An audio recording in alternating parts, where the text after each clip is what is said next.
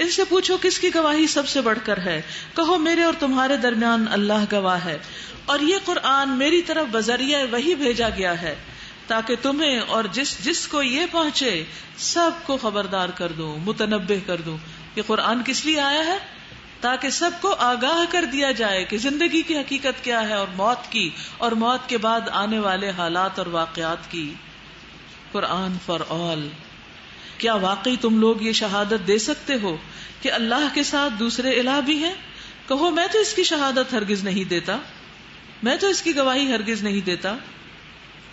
کہو اللہ تو وہی ایک ہے، اور میں اس شرک سے قطعی بیزار ہوں جس میں تم مبتلا ہو. یعنی میں یہ شرک نہیں کر سکتا، کیونکہ خالص توحید ہی انسان کو جنت میں لے جا سکتی ہے. ایسا انسان جنت کے جس دروازے سے چاہے داخل ہو جائے، جو اللہ کی عبادت اس طرح کرے کہ اس کے ساتھ کسی کو شریک نہ ٹھہرائے، نماز قائم کرے، زکوٰۃ ادا کرے، بات سنے اور مانے، تو اللہ تعالیٰ جنت کے 8 دروازے میں سے جس سے وہ چاہے گا اسے داخل ہونے دے گا. اس کی چوائس پر ہے، کیونکہ اس میں داخل ہونا بھی ایک شان کی بات ہے. ہر دروازے کی اپنی ایک شان، پھر ہر انسان کی اپنی ایک چوائس ہوتی. تو جو دنیا میں اللہ کو راضی کرتے ہیں اور خصوصاً شرک سے پرہیز کرتے ہیں تو اللہ سبحانہ و تعالیٰ ان کا قیامت کے دن اعزاز اور اکرام فرمائے گا. کہو اللہ تو وہی ایک ہے، اور میں اس شرک سے قطعی بیزار ہوں جس میں تم مبتلا ہو. تو اللہ تعالیٰ کی پہچان کا یہ حصہ ہے کہ ہم شرک سے بیزاری ظاہر کریں اور شرک کا انکار کریں. یعنی صرف اللہ کو ماننا کافی نہیں، بلکہ اس کے ساتھ ساتھ شرک کا انکار کرنا بھی ضروری ہے، اس کے ساتھ کسی کو بھی شریک نہ ٹھہرایا جائے. جن لوگوں کو ہم نے کتاب دی ہے وہ اس بات کو اس طرح غیر مشتبہ طور پر پہچانتے ہیں جیسے ان کو اپنے بیٹوں کے پہچاننے میں کوئی شبہ پیش نہیں آتا، مگر جنہوں نے اپنے آپ کو خود خسارے میں ڈال دیا وہ اسے نہیں مانتے. اور اس شخص سے بڑا ظالم کون ہوگا جو اللہ پر جھوٹا بہتان لگائے، اللہ پر جھوٹ گھڑے، یا اللہ کی نشانیوں کو جھٹلا دے، اللہ کی نشانیوں کا انکار کر دے. بالیقین ایسے ظالم کبھی فلاح نہیں پا سکتے. جس روز ہم ان سب کو اکٹھا کریں گے اور مشرکوں سے پوچھیں گے کہ اب وہ تمہارے ٹھہرائے ہوئے شریک کہاں ہیں جن کو تم اپنا الہ سمجھتے تھے، تو وہ اس کے سوا کوئی فتنہ نہ اٹھا سکیں گے کہ یہ جھوٹا بیان دیں کہ اے ہمارے آقا تیری قسم ہم ہرگز مشرک نہ تھے. دیکھو اس وقت یہ کس طرح اپنے اوپر آپ جھوٹ گھڑیں گے، اور وہاں ان کے سارے بناوٹی معبود گم ہو جائیں گے.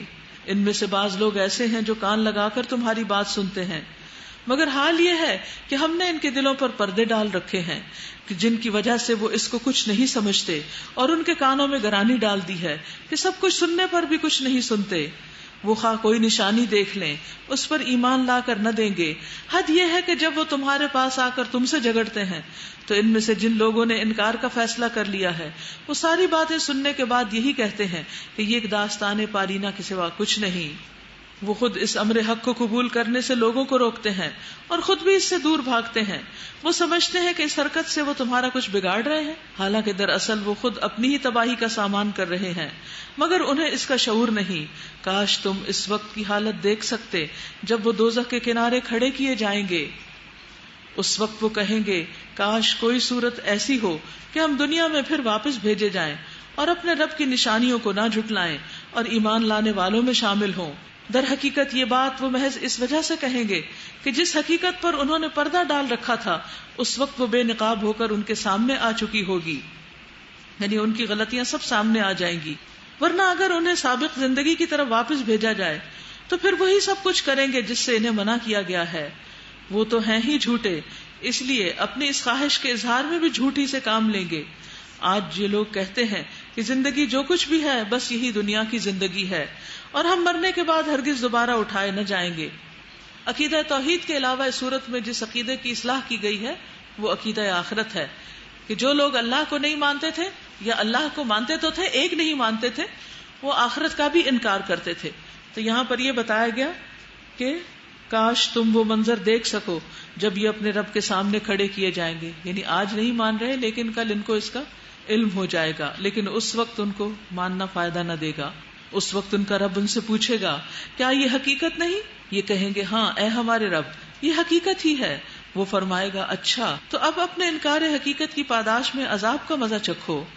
قد خسر الذين كذبوا بلقاء الله حتى إذا جاءتهم الساعة بغتة قالوا يا حسرتنا على ما فرطنا فيها وهم يحملون أوزارهم على ظهورهم ألا ساء ما يزرون.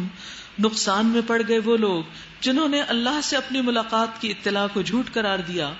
یعنی جو لوگ آخرت کو نہیں مانتے ان کا انجام کیا ہونے والا ہے، ان کا حال کیا ہونے والا ہے؟ وہ شدید نقصان سے دوچار ہونے والے ہیں. جب اچانک وہ گھڑی آ جائے گی، یعنی موت ہی آ جائے گی، یا اس کے بعد قیامت کے دن کھڑے کیے جائیں گے، تو یہی لوگ کہیں گے افسوس ہم سے اس معاملے میں کیسی کوتاہی ہوئی. اور ان کا حال یہ ہوگا کہ اپنی پیٹھوں پر اپنے گناہوں کا بوجھ لادے ہوئے ہوں گے. دیکھو کیسا برا بوجھ ہے جو یہ اٹھا رہے ہیں. کس قدر شرمندگی کی بات ہوگی کہ انسان کے سارے گناہ اس کے کندھوں پر لدے رب کے سامنے اور بندوں کے سامنے ہوں گے، اور وہ ان میں سے کچھ بھی چھپا نہ سکے گا.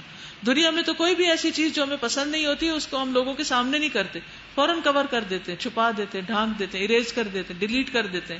لیکن وہاں پر کوئی ڈیلیٹ آپشن نہیں ہوگی کہ آپ اپنے اعمال کو ضائع کر دیں. دیکھو کیسا برا بوجھ ہے جو یہ اٹھا رہے ہیں.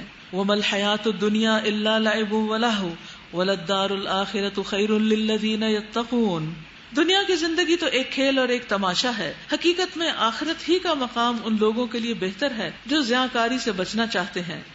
پھر کیا تم لوگ عقل سے کام نہ لوگے؟ یعنی دنیا کی زندگی کیا ہے؟ ایک دھوکہ ہے، یعنی ظاہری ڈسپشن ہے، یعنی اس کی جو اپیرنس ہے اس سے ہم دھوکہ کھائے ہوئے ہیں. حالانکہ حقیقت یہ ہے کہ کوئی بھی چیز جس طرح ہمیں نظر آتی ہے ویسی وہ ہے نہیں. تو ہم سب کو اس سے اچھی طرح باخبر ہونا چاہیے. کس سے؟ ڈسپٹیو اپیرنس آف دنیا سے. اور اس کی حقیقت جاننے کے لیے دعا کرنی چاہیے کہ اللہ تعالیٰ ہم پر حقیقت ظاہر کر دے، جو چیز جیسی ہے ہمیں ویسی نظر آیا کرے، ہم کسی بھول میں نہ مبتلا ہوں. قد نعلم انه ليحزنك الذي يقولون. اے محمد صلی اللہ علیہ وسلم، ہمیں معلوم ہے کہ جو باتیں یہ لوگ بناتے ہیں ان سے تمہیں رنج ہوتا ہے. کتنی فطری سی بات ہے کہ جب لوگ جھوٹے الزام لگائیں یا ایمان لا کر نہ دیں تو اس وقت ایک تکلیف تو ہوتی ہے، لیکن یہ لوگ تمہیں نہیں جھٹلاتے تو تکلیف کو کیسے کم کیا گیا؟ یعنی اب وہی ڈسپٹیو اپیرنس ہے نا.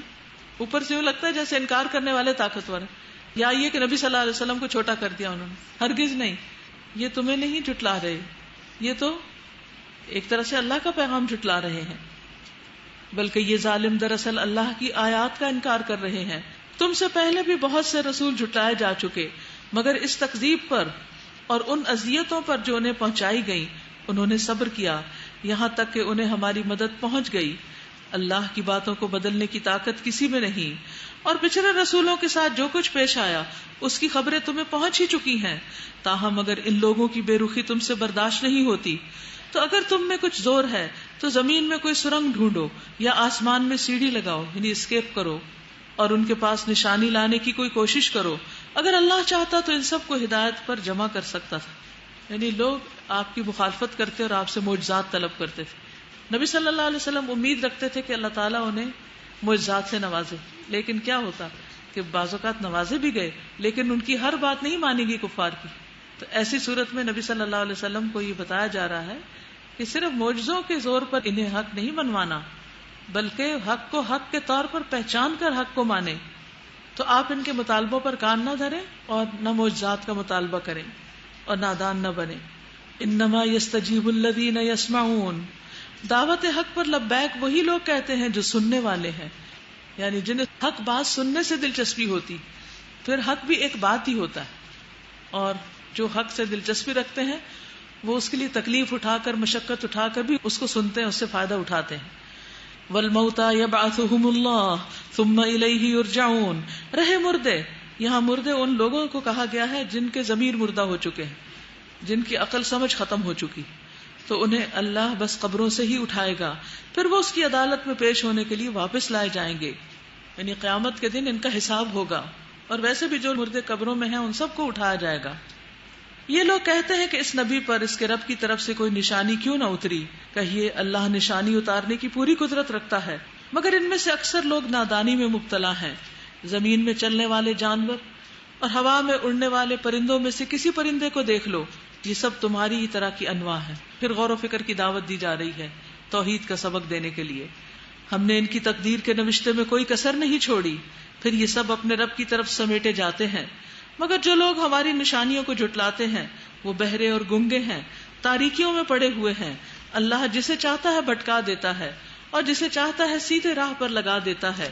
ان سے کہیے ذرا غور کر کے بتاؤ, اگر کبھی تم پر اللہ کی طرف سے کوئی بڑی مصیبت آ جاتی ہے یا آخری گھڑی آ پہنچتی ہے تو کیا اس وقت تم اللہ کے سوا کسی اور کو پکارتے ہو؟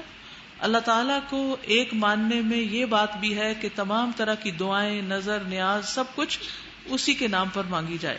بولو اگر تم سچے ہو, اس وقت تم اللہ ہی کو پکارتے ہو, پھر وہ اگر چاہتا تو اس مصیبت کو تم پر سے ٹال دیتا. ایسے موقعوں پر تم اپنے ٹھہرائے ہوئے شریکوں کو پھر بھول جاتے ہو. وَلَقَدْ أَرْسَلْنَا إِلَىٰ أُمَمٍ مِّن قَبْلِكَ فَأَخَذْنَاهُمْ بِالْبَأْسَاءِ وَالضَّرَّاءِ لَعَلَّهُمْ يَتَضَرَّعُونَ. تم سے پہلے بہت سی قوموں کی طرف ہم نے رسول بھیجے اور ان قوموں کو مصائب اور آلام میں مبتلا کیا تاکہ وہ عاجزی کے ساتھ ہمارے سامنے جھک جائیں. پس جب ہماری طرف سے ان پر سختی آئی تو کیوں نہ انہوں نے عاجزی اختیار کی, مگر ان کے دل تو اور سخت ہو گئے اور شیطان نے ان کو اطمینان دلایا کہ جو کچھ تم کر رہے ہو خوب کر رہے ہو. پھر جب انہوں نے اس نصیحت کو جو انہیں کی گئی تھی بھلا دیا تو ہم نے ہر طرح کی خوشحالیوں کے دروازے ان کے لیے کھول دیے, یہاں تک کہ جب وہ ان بخششوں میں جو انہیں عطا کی گئی تھی خوب مگن ہو گئے تو اچانک ہم نے انہیں پکڑ لیا. اور اب حال یہ تھا کہ ہر خیر سے وہ مایوس تھے. اس طرح ان لوگوں کی جڑ کاٹ کر رکھ دی گئی جنہوں نے ظلم کیا تھا, اور تعریف ہے اللہ رب العالمین کے لیے. یہاں ایک بڑی اہم بات پتہ چلتی ہے کہ اگر نافرمانیوں کے باوجود بھی اللہ کی نعمتیں وافر مقدار میں آپ کو ملتی رہیں تو یہ نعمتیں عذاب کا پیش خیمہ ہوتی ہیں. یعنی اللہ سبحانہ تعالیٰ پکڑنا چاہتا ہے اور پکڑنے سے پہلے ایک آخری مہلت دیتا ہے. اللہ سبحانہ تعالیٰ نے بندوں کی ہدایت کے مختلف انتظام کیے, رسولوں کو بھیجا, پھر رسولوں کے جو فالوورز تھے ان کے بعد انہوں نے لوگوں کو پیغام پہنچایا, کائنات کی نشانیوں کے ذریعے لوگوں کو غور و فکر سکھایا, اپنی پہچان کرائی. جب لوگ ان سب چیزوں سے نہیں مانے تو اللہ تعالیٰ نے ان پر مختلف آزمائشیں بھیجی کہ شاید یہ اس طرح اللہ کی طرف لوٹ آئیں. لیکن جب انہوں نے ان آزمائشوں سے کوئی سبق نہیں سیکھا تو اللہ سبحانہ تعالیٰ نے ان کے لیے نعمتوں کے دروازے کھول دیے. فَلَمَّا نَسُوا مَا ذُكِّرُوا بِهِ فَتَحْنَا عَلَيْهِمْ أَبْوَابَ كُلِّ شَيْءٍ. دنیا کی نعمتیں خوب ان پر برسنے لگی تو پھر کیا ہوا, اچانک پکڑ آ گئی. تو اللہ کی نعمتیں دو وجہ سے آتی ہیں. ایک, آپ جب شکر گزار ہوتے ہیں اور اللہ کے اطاعت گزار ہوتے ہیں تو اس وقت جو نعمت آتی ہے وہ امتحان تو ہوتی ہی ہے, لیکن بہرحال وہ اللہ کی ناراضگی کا ذریعہ نہیں ہوتی. اور دوسری نعمت جب زیادہ ہو جائے اور وہ اللہ کی ناراضگی کی وجہ, اور وہ کس وجہ سے ہوتی ہے, جب اللہ کی نافرمانی کرتا ہے اور اس کو پھر بھی انعام ملتا چلا جاتا ہے. تو یہ اللہ تعالیٰ کی طرف سے ایک ڈھیل ہوتی ہے, ایک ٹیسٹ ہوتا ہے بہت سخت قسم کا.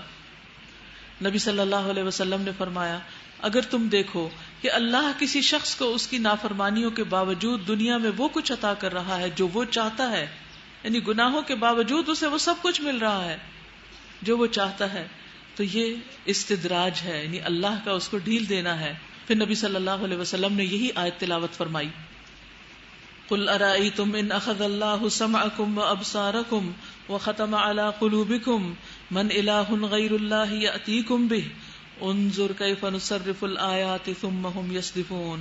اے محمد صلی اللہ علیہ وسلم, ان سے کہیے, کبھی تم نے یہ بھی سوچا کہ اگر اللہ تمہاری بینائی اور سماعت تم سے چھین لے اور تمہارے دلوں پر مہر کر دے تو اللہ کے سوا اور کون سا الہ ہے جو یہ قوتیں تمہیں واپس دلا سکتا ہے.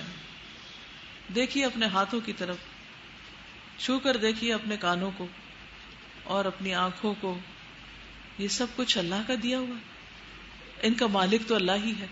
ٹیمپرریلی اللہ نے مجھے یہ سب چیزیں دی ہیں, کیا میں اس پر شکر گزار ہوں؟ کیونکہ اگر شکر ادا نہیں کیا تو ان پر پکڑ ہو سکتی. اور شکر ادا کرنے کا طریقہ یہ ہے کہ دینے والے کو پہچانا جائے, اس کی توحید کو مانا جائے. ہم جو رسول بھیجتے ہیں تو اسی لیے بھیجتے ہیں کہ وہ نیک کردار لوگوں کے لیے خوشخبری دینے والے اور بد کرداروں کے لیے ڈرانے والے ہوں. پھر جو لوگ ان کی بات مان لیں اور اپنے طرز عمل کی اصلاح کر لیں ان کے لیے کسی خوف اور رنج کا موقع نہیں, اور جو ہماری آیات کو جھٹلائیں وہ اپنی نافرمانیوں کی پاداش میں سزا بھگت کر رہیں گے. قل لا اقول لكم عندي خزائن الله ولا اعلم الغیب ولا اقول لكم انی ملک. اے محمد صلی اللہ علیہ وسلم ان سے کہیے میں تم سے یہ نہیں کہتا کہ میرے پاس اللہ کے خزانے ہیں، نہ میں غیب کا علم رکھتا ہوں، اور نہ یہ کہتا ہوں کہ میں فرشتہ ہوں. میں تو صرف اس وحی کی پیروی کرتا ہوں جو مجھ پر نازل کی جاتی ہے. پھر ان سے پوچھئے کیا اندھا اور آنکھوں والا دونوں برابر ہو سکتے ہیں؟ کیا تم غور نہیں کرتے؟ تو غور و فکر کی دعوت دی جا رہی ہے تاکہ اللہ سبحانہ وتعالیٰ کی پہچان ہو سکے. وَأَنذِرْ بِهِ الَّذِينَ يَخَافُونَ أَن يُحْشَرُوا إِلَىٰ رَبِّهِمْ لَيْسَ لَهُم مِّن دُونِهِ وَلِيٌّ وَلَا شَفِيعٌ لَعَلَّهُمْ يَتَّقُونَ. اور اے محمد صلی اللہ علیہ وسلم آپ اس علم وحی کے ذریعے سے ان لوگوں کو نصیحت کیجیے جو اس بات کا خوف رکھتے ہیں کہ اپنے رب کے سامنے کبھی اس حال میں پیش کیے جائیں گے کہ اس کے سوا وہاں کوئی نہ ہوگا جو ان کا حامی و مددگار ہو. یعنی قیامت کے دن صرف اللہ ہی کی مدد کام آئے گی، یا ان کی سفارش کرے شاید کہ اس نصیحت سے متنبہ ہو کر وہ خدا ترسی کی روش اختیار کر لیں. اور جو لوگ اپنے رب کو دن رات پکارتے ہیں اور اس کی خوشنودی کی طلب میں لگے ہوئے ہیں انہیں اپنے سے دور نہ پھینکو. ان کے حساب میں سے کسی چیز کا بوجھ تم پر نہیں اور تمہارے حساب میں سے کسی چیز کا بار ان پر نہیں. اس پر بھی اگر تم انہیں دور پھینکو گے تو ظالموں میں شمار ہوگے. دراصل ہم نے اس طرح ان لوگوں میں سے بعض کو بعض کے ذریعے آزمائش میں ڈالا ہے تاکہ وہ انہیں دیکھ کر کہیں کیا یہ ہیں وہ لوگ جن پر ہمارے درمیان اللہ کا فضل ہوا ہے؟ ہاں کیا اللہ اپنے شکر گزار بندوں کو ان سے زیادہ نہیں جانتا؟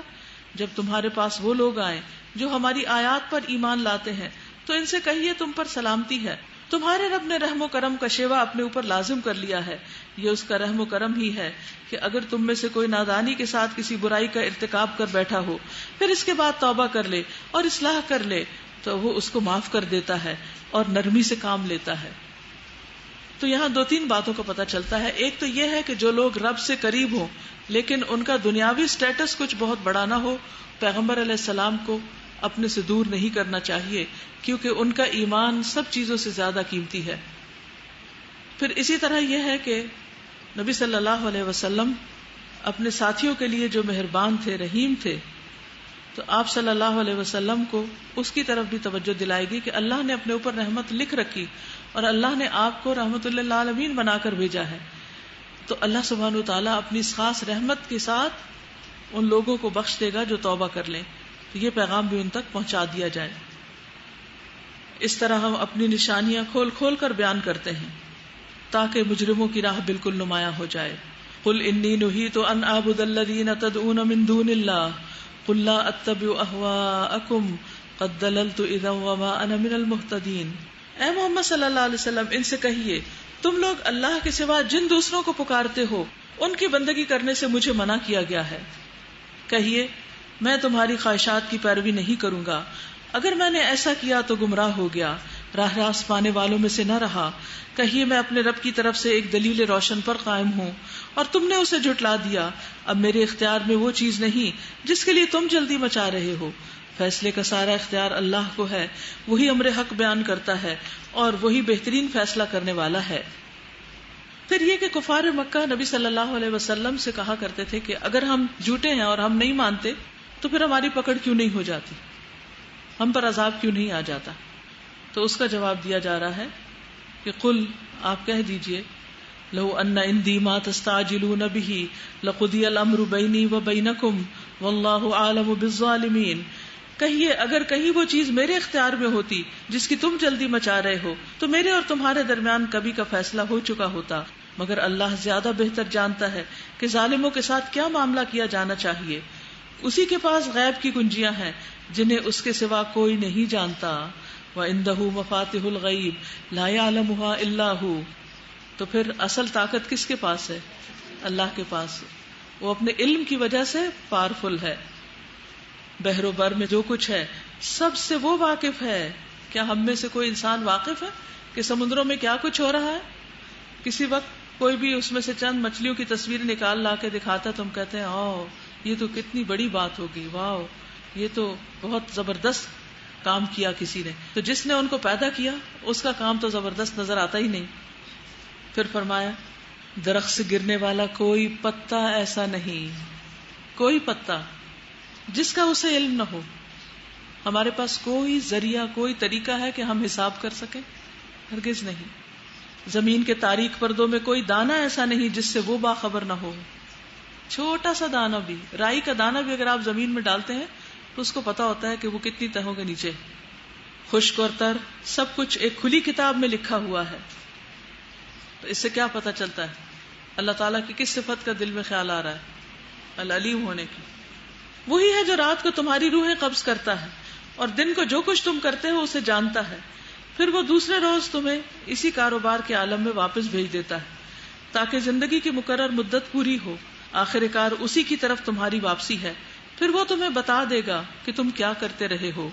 وَهُوَ الْقَاهِرُ فَوْقَ عِبَادِهِ وَيُرْسِلُ عَلَيْكُمْ حَفَظًا حَتَّى إِذَا جَاءَ أَحَدَكُمُ الْمَوْتُ تَوَفَّتْهُ رُسُلُنَا وَهُمْ لَا يُفَرِّطُونَ. وَهُوَ الْقَاهِرُ فَوْقَ عِبَادِهِ. یہاں اللہ کی کون سی صفت اور کون سا نام بیان ہو رہا ہے؟ القاہر. قاہر کا مطلب ہے قہر کرنے والا، غلبے والا. اللہ سبحانہ وتعالی اپنے سارے بندوں کو مغلوب کر سکتا ہے. سب اس کے قبضہ قدرت میں ہے، سب اس کے کنٹرول میں ہے. اس لیے کوئی بھی شخص جب تکبر کرتا ہے تو اللہ تعالیٰ اس کو پکڑ لیتا ہے. رسول اللہ صلی اللہ علیہ وسلم نے فرمایا ایک شخص 2 چادریں پہن کر اکڑ کر چل رہا تھا اور اپنے جی میں اترا رہا تھا کہ میں تو بہت اچھا لگ رہا ہوں. اللہ تعالیٰ نے اسے زمین میں دھنسا دیا اور اب وہ قیامت کے دن تک زمین میں دھنستا چلا جا رہا ہے. تو کس کی طاقت سامنے آئی؟ اللہ سبحانہ و تعالیٰ کی. پھر یہ ہے کہ وہ ظالم اور جابر پر بھی قہر والا ہے، یعنی تکبر کرنے والے کو بھی پکڑ لیتا ہے، ظلم کرنے والے کو بھی پکڑ سکتا ہے، جبر کرنے والے کو بھی پکڑ سکتا ہے. حضرت ابو ہریرہ کہتے ہیں کہ ابو جہل نے کہا کیا محمد تمہارے سامنے اپنا چہرہ زمین پر رکھتے ہیں، یعنی نماز پڑھتے ہیں؟ اسے کہا گیا کہ ہاں ایسا کرتے ہیں. تو کہنے لگا کہ لات اور عزا کی قسم اگر میں نے ایسا کرتا انہیں دیکھ لیا تو میں ان کی گردن رون دوں گا یا ان کا چہرہ مٹی میں ملا دوں گا. پس وہ رسول اللہ صلی اللہ علیہ وسلم کے پاس آیا اور آپ نماز ادا کر رہے تھے اس ارادے سے کہ وہ آپ کی گردن کو روندے. جب وہ آپ کے قریب آیا تو اچانک اپنی ایڑیوں پر واپس آ گیا، یعنی قریب آ کے پچھلے قدموں واپس لوٹا اور اپنے دونوں ہاتھوں سے کسی چیز سے بچ رہا تھا. پوچھا گیا تجھے کیا ہوا؟ اس نے کہا میرے اور ان کے درمیان آگ کی خندق تھی اور بازو تھے. رسول اللہ صلی اللہ علیہ وسلم نے فرمایا اگر وہ مجھ سے قریب ہوتا تو فرشتہ اس کے جسم کا ایک ایک عضو نوچ ڈالتے. تو اس سے یہ پتہ چلتا ہے کہ اللہ سبحانہ وتعالی دین کے دشمنوں کو، اپنے دشمنوں کو اگرچہ آزادی دیے ہوئے لیکن وہ ایک لمیٹڈ حد تک ہے اور اس کے آگے اللہ ہی کا کنٹرول ہے. القاہر وہ ہوتا ہے جس کا مکمل کنٹرول ہو. اس لیے کبھی بھی انسان کو ظلم نہیں کرنا چاہیے، کبھی بھی انسان کو مادر پدر آزاد نہیں سمجھنا چاہیے اپنے آپ کو. وَهُوَ الْقَاهِرُ فَوْقَ عِبَادِهِ. وہ اپنے بندوں پر پوری قدرت رکھتا ہے. وَيُرْسِلُ عَلَيْكُمْ حَفَظًا. اور تم پر نگہبان بھیجتا ہے، کِرَامًا کاتبین، جو صبح سے شام تک اور شام سے صبح تک کے اعمال کو لکھ لیتے ہیں. حَتَّى إِذَا جَاءَ أَحَدَكُمُ الْمَوْتُ تَوَفَّتْهُ رُسُلُنَا. یہاں تک کہ جب تم میں سے کسی کی موت کا وقت آتا ہے تو ہمارے بھیجے ہوئے اس کو فوت کر لیتے ہیں. وَهُمْ لَا يُفَرِّطُونَ. اور وہ کچھ بھی کمی نہیں کرتے، جیسا حکم ملتا ہے اس کے مطابق جان نکالتے اور پوری پوری نکال کے لے جاتے ہیں. اور انسانوں کے غلبے اور قہر سے باہر ہوتے ہیں. وہ بیٹھے ہوتے ہیں، اپنا کام کر رہے ہوتے ہیں، گھنٹوں بیٹھے ہوتے ہیں، لیکن تم میں سے کوئی ان کو دیکھ نہیں سکتا اور نہ کسی کو ان سے چھڑا سکتا ہے. حَتَّى إِذَا جَاءَ أَحَدَكُمُ الْمَوْتُ تَوَفَّتْهُ رُسُلُنَا وَهُمْ لَا يُفَرِّطُونَ. یہاں تک کہ جب تم میں سے کسی کی موت کا وقت آ جاتا ہے تو اس کے بھیجے ہوئے فرشتے اس کی جان نکال لیتے ہیں اور اپنا فرض انجام دینے میں ذرا کوتاہی نہیں کرتے. پھر سب کے سب اپنے حقیقی آقا کی طرف واپس لائے جاتے ہیں. خبردار رہو، فیصلے کے سارے اختیارات اسی کو حاصل ہیں اور وہ حساب لینے میں بہت تیز ہے. اے محمد صلی اللہ علیہ وسلم ان سے پوچھئے صحرا اور سمندر کی تاریکیوں میں کون تمہیں خطرات سے بچاتا ہے؟ پھر اللہ کی معرفت کی بات ہے. کون ہے جس سے تم مصیبت کے وقت گڑ گڑا کر اور چپ کے دعائیں مانگتے ہو؟ کس سے کہتے ہو کہ اگر اس بلا سے تو نے ہم کو بچا لیا تو ہم ضرور شکر گزار ہو جائیں گے؟ کہو اللہ تمہیں اس تکلیف سے اور ہر تکلیف سے نجات دیتا ہے، پھر تم دوسروں کو اس کا شریک ٹھہراتے ہو. یعنی نجات دینے والا اللہ ہے لیکن پھر تم دوسروں کے در پہ چلے جاتے ہو، شکریہ کسی اور کا ادا کرتے ہو. اپنی زندگی کے بارے میں بھی غور کیجئے. کئی بار ایسا ہوتا ہے کہ صرف اللہ شفا دیتا ہے لیکن جب ہم صحت مند ہو جاتے ہیں تو صرف ڈاکٹروں کی تعریفیں اور تذکرے کرتے رہتے ہیں، اللہ سبحانہ تعالیٰ کا شکر ادا نہیں کرتے. ٹھیک ہے، انسان بھی محنت کرتے ہیں، ان کو بھی اللہ نے سمجھ دی ہوتی ہے، وہ اللہ کے دیے ہوئے علم کے مطابق علاج کر کے آپ کو شفا یاب کرتے ہیں، لیکن اللہ کے اذن سے. تو جب کسی انسان کی تعریف کریں ساتھ ہی اللہ کا ذکر کیا کریں، کیونکہ کوئی انسان اللہ کی مدد کے بغیر کچھ بھی نہیں کر سکتا. اور اللہ کو بھول کر صرف اور صرف انسانوں ہی کی بات کرنا یہ اللہ تعالیٰ کو پسند نہیں، کیونکہ اللہ سبحانہ تعالیٰ فرماتے ہیں نجات وہ دیتا ہے ہر تکلیف سے، من کل کرب، ہر کرب سے، روحانی، جسمانی، ذہنی، جذباتی. لیکن جب ٹھیک ہو جاتے ہیں، حالات اچھے ہوتے ہیں، تو پھر تم انسانوں کے گن گانے لگتے ہو.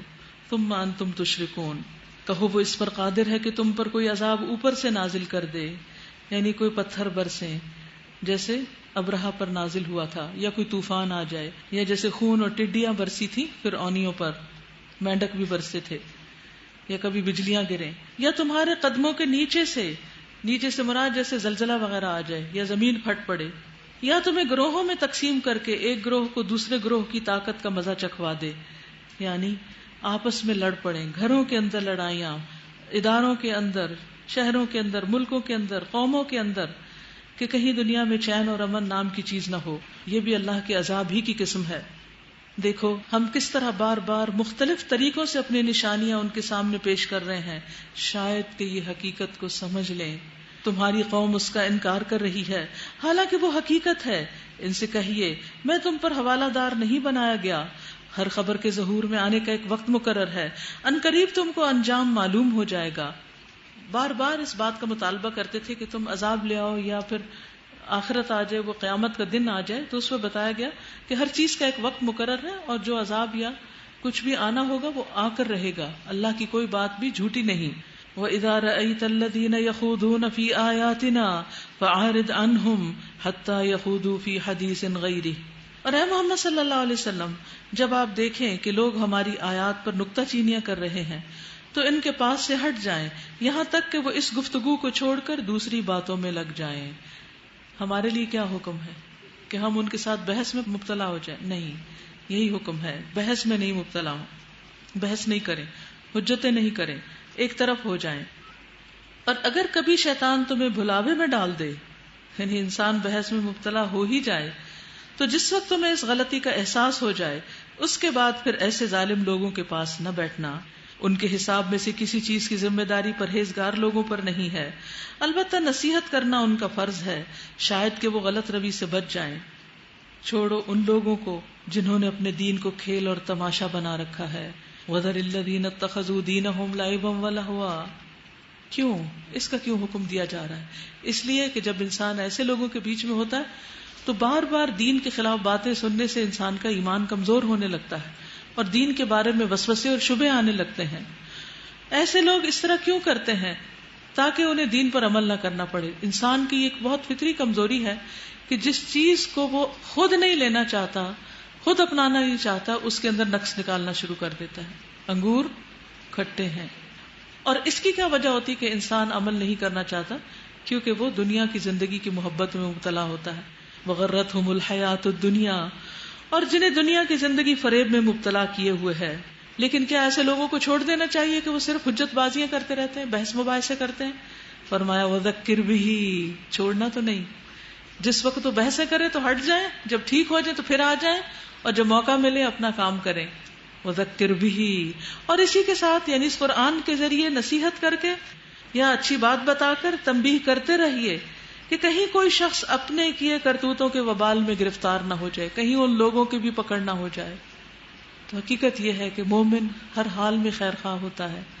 وہ دوسروں کو غلط کام کرتے دیکھ کر کھلی چھٹی نہیں دے دیتا کہ ٹھیک ہے تم جو چاہو کرو، اور گرفتار بھی اس حال میں ہو کہ اللہ سے بچانے والا کوئی حامی و مددگار اور کوئی سفارشی اس کے لیے نہ ہو. اور اگر وہ ہر ممکن چیز فدیے میں دے کر چھوٹنا چاہے تو وہ بھی اس سے قبول نہ کی جائے، کیونکہ ایسے لوگ تو خود اپنی کمائی کے نتیجے میں پکڑے جائیں گے.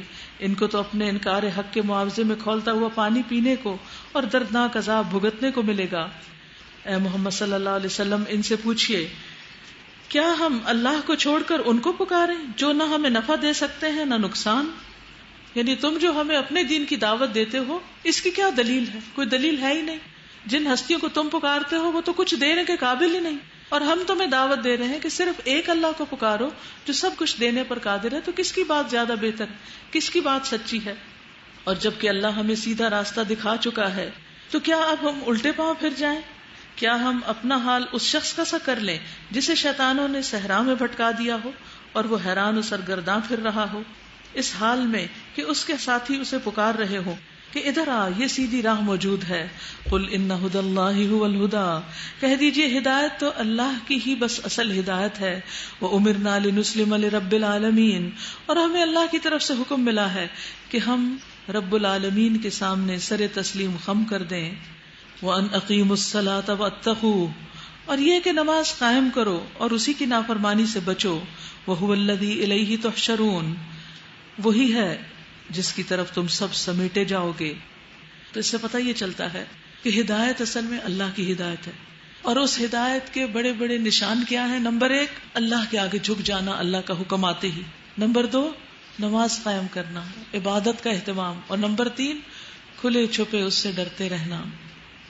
اور نمبر 4 اس بات کو یاد رکھنا کہ اللہ کی طرف واپسی ہے. معاملہ بندوں کے ساتھ نہیں ہے، معاملہ اللہ کے ساتھ ہے. کسی پر بھی جھوٹا الزام لگایا یا کسی کو بھی دکھ دیا یا کسی کو بھی پریشان کیا تو رب کو جا کر کیا منہ دکھائیں گے. وَهُوَ الَّذِي خَلَقَ السَّمَاوَاتِ وَالْأَرْضَ بِالْحَقِّ، وہی ہے جس نے آسمان و زمین کو برحق پیدا کیا. وَيَوْمَ يَقُولُ كُن فَيَكُونُ، اور جس دن وہ کہے گا کہ حشر ہو جائے اسی دن وہ ہو جائے گا. وَلَهُ الْمُلْكُ يَوْمَ يُنفَخُ فِي الصُّورِ عَالِمُ الْغَيْبِ وَالشَّهَادَةِ وَهُوَ الْحَكِيمُ الْخَبِيرُ.